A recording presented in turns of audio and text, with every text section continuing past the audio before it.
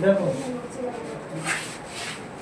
कल बताया था तीसरा, आज चौथा है। यदि दो समरूप त्रिभुज के क्षेत्रफल बराबर हो तो सिद्ध कीजिए कि, यहाँ पे नहीं लौट रहा होगा, सिद्ध कीजिए कि वे त्रिभुज सर्वांशम होते हैं।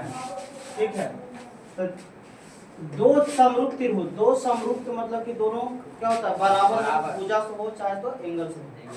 ठीक है, तो एक A B C D E F लेते हैं, तो हमें प्राप्त है कि त्रिभुज ए बी सी समरूप त्रिभुज डी ई एफ तथा अब इसका क्या चीज बोला है, क्षेत्रफल बराबर हो, तो एरिया ए बी सी और एरिया डी ई एफ समरूप त्रिभुजों के क्षेत्रफलों का अनुपात उनकी संगत भुजाओं के अनुपात के वर्ग के बराबर है। संगत भुजाओं के अनुपात, तो हम यहाँ लिखते हैं कि एरिया त्रिभुज ए बी सी बटा एरिया त्रिभुज डी ई एफ। अब इसकी संगत भुजाएं देखते हैं, तो संगत भुजाएं लेते हैं, अगर ए बी है तो यहाँ डी ई है, ए बी बटा डी ई। कुछ बोला है, देखो संगत भुजाओं के अनुपात के वर्ग के बराबर है, इसका लिख देते हैं वर्ग के बराबर है। तो संगत भुजाएं इसका बराबर तो और भी हो सकता है कि बी सी बटा ई एम, इसका भी वर्ग कर देते हैं बाबू। यहाँ तक तो क्लियर सबको। अब हमको सिद्ध करना है कि वो त्रिभुज सर्वांशम होंगे, ये दोनों त्रिभुज सर्वांशम होंगे। यहाँ हम लिखते हैं चूंकि त्रिभुज ए बी सी समरूप त्रिभुज डी ई एफ दिया है। ठीक है, अब हम करते हैं एरिया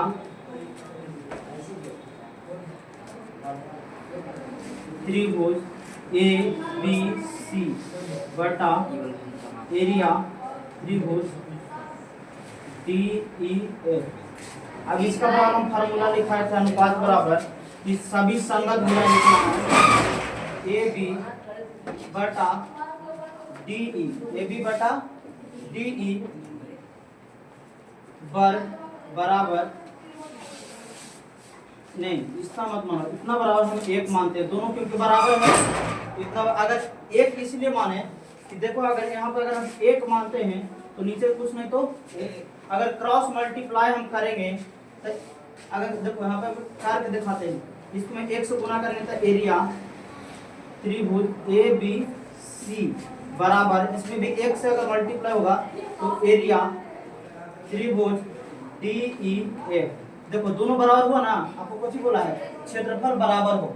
ठीक है, तो इसीलिए हमें एक माने हैं। अब इसको हमको लिखने का कोई जरूरत नहीं, भैया आपको बता रहे थे। ठीक है, अब यहाँ समझना है कि इतना बराबर फॉर्मूला होता है सभी संगत भुजाओं का वर्ग। तो यहाँ लिखेंगे कि ए बी इसका संगत कौन है, डी ई, क्या लिखेंगे डी ई का वर्ग बराबर, फिर बी सी का बी सी बटा ई एफ का वर्ग बराबर ए सी बटा डी एफ का वर्ग बराबर, हम क्या माने, देखो इतना बराबर इतना तो लिख सकते हैं क्योंकि इसी का फार्मूला होता है। तो इतना बराबर हम एक मानते हैं, इतना बराबर भी एक मानते हैं। ठीक है, इसका भी हम वर्ग करते हैं। ठीक है, अब स्क्वायर हम सब पर से हटाएंगे। ठीक है, तो यहाँ आएगा ए बी बटा डी ई बराबर बी सी बटा ई एफ बराबर ए सी बटा डी एफ बराबर 1।